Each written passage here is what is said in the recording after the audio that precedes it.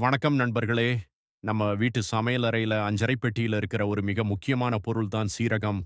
தாளிக்கும்போது இதோட வாசனை வந்தாலே பசி எடுக்க ஆரம்பிச்சிடும் இல்லையா? சீரகம் அப்படின்ற பேருக்கு பின்னாடி ஒரு ரகசியம் இருக்கு தெரியுமா?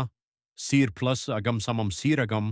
அதாவது நம்ம உடம்போட ஆகம் எனப்படும் உள்ளுறுப்புகளை சீர் செய்யறதுனால தான் இதுக்கு சீரகம்னு பேர் வந்துச்சு. ஆனா நாம இன்னைக்கு இத வெறும் வாசனை பொருளா மட்டும் தான் பார்த்துட்டு இருக்கோம். தினமும் காலையில வெறும் வயித்துல சீரகத் தண்ணி குடிச்சா நம்ம உடம்புல என்னென்ன அற்புதங்கள் நடக்கும்? இதனால என்னென்ன நோய்கள் குணமாகும்? இதையெல்லாம் பத்தி தான் இன்னைக்கு வீடியோல பார்க்க போறோம்.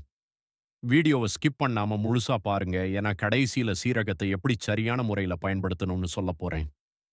முதலாவது மற்றும் மிக முக்கியமான நன்மை, செரிமானம்.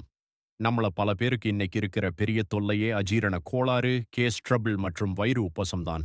சீரகத்துல தைமால் அப்படின்ற ஒரு முக்கியமான கூட்டுப்பொருள் இருக்கு. இது என்ன பண்ணும்னா, நம்ம வாயில உமிழ்நீரையும், வயித்துல செரிமான நொதிகளையும் அதிகமா சுரக்க வைக்கும். இதனால நீங்க சாப்பிடுற சாப்பாடு ரொம்ப வேகமாவும், சரியாவும் செரிமானமாகும். நெஞ்செரிச்சல், அசிடிட்டி இருக்கிறவங்க சீரகத் தண்ணி குடிச்சா உடனே ரிலீஃப் கிடைக்கும். 2வது நன்மை, இன்னைக்கு இருக்கிற இளைஞர்களுக்கு ரொம்ப பிடிச்ச விஷயம், வெயிட் லாஸ்.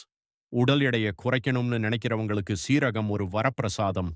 இது நம்ம உடம்போட மெட்டபாலிசத்தை, அதாவது வளர்ச்சித மாற்றத்தை வேகப்படுத்தும். மெட்டபாலிசம் வேகமா இருந்தா உடம்புல இருக்கிற கலோரிகள் மற்றும் கெட்ட கொழுப்புகள் வேகமா கரையும். ஒரு ரிசர்ச்ல என்ன சொல்றாங்கன்னா, தொடர்ந்து சீரகத்தை எடுத்துக்கிறவங்களுக்கு தொப்பை மற்றும் இடுப்புச் சுற்றளவு சீக்கிரமா குறையுதுன்னு கண்டுபிடிச்சிருக்கிறாங்க. 3வது நீரிழிவு நோய் எனப்படும் சர்க்கரை நோயை கட்டுப்படுத்துவது. சீரகம் இயற்கையாகவே இன்சூலின் சுரப்பை தூண்டக்கூடியது.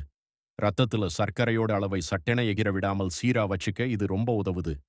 சர்க்கரை நோய் வராமல் தடுக்கணும்னு நினைக்கிறவங்களும் சரி, ஆல்ரெடி சர்க்கரை நோய் இருக்கிறவங்களும் சரி, தாராளமா சீரகத் தண்ணிய உங்க டயட்ல சேர்த்துக்கலாம். 4வது நன்மை, அனிமியா எனப்படும் இரத்த சோகையை விரட்டுவது. குறிப்பா பெண்களுக்கு இரும்புச்சத்து குறைபாடு பெரிய பிரச்சனையா இருக்கு. உங்களுக்கு தெரியுமா? ஒரு டீஸ்பூன் சீரகத்துல மட்டுமே நம்ம உடம்புக்கு ஒரு நாளைக்கு தேவையான இரும்புச்சத்துல கிட்டத்தட்ட 17லிருந்து 20% இருக்கு. இரும்புச்சத்து அதிகமா இருந்தா இரத்தத்துல ஹீமோகுளோபின் அளவு அதிகமாகும். இதனால உடல் சோர்வு நீங்கி எப்பவும் எனர்ஜியா இருக்கலாம். 5வது நோய் எதிர்ப்பு சக்தி மற்றும் பளபளப்பான சருமம். சீரகத்துல வைட்டமின் சி மற்றும் ஆன்டி ஆக்சிடென்ட்டுகள் கொட்டிக் கிடக்குது. இது சீக்கிரமா வயதான தோற்றம் வராமல் தடுத்து உங்க ஸ்கின்னை யங்கா வச்சுக்கும். முகப்பரு, கரும்புள்ளிகள் வராமலும் தடுக்கும். அதேபோல அடிக்கடி வர்ற சளி, இருமல் போன்ற தொல்லைகள்ல இருந்தும் நம்ம உடம்பை காப்பாத்தும். சரி, இப்போ இவ்வளவு நன்மைகள் இருக்கிற இந்த சீரகத்தை எப்படி சாப்பிடணும்னு பார்க்கலாம். ரொம்ப சிம்பிள். ஒரு பாத்திரத்துல ஒரு கிளாஸ் தண்ணி ஊத்தி நல்லா கொதிக்க வைங்க. அதுல ஒரு டீஸ்பூன் சீரகத்தை போட்டு மிதமான தீயில 3 முதல் 5 நிமிஷம் கொதிக்க விடுங்க. தண்ணியோட நிறம் லேசான மஞ்சள் அல்லது பழுப்பு நிறமா மாறினதும் அடுப்பை அணைச்சிடுங்க. இதை வடிகட்டி வெதுவெதுப்பான சூட்டுல காலையில வெறும் வயித்துல குடிங்க.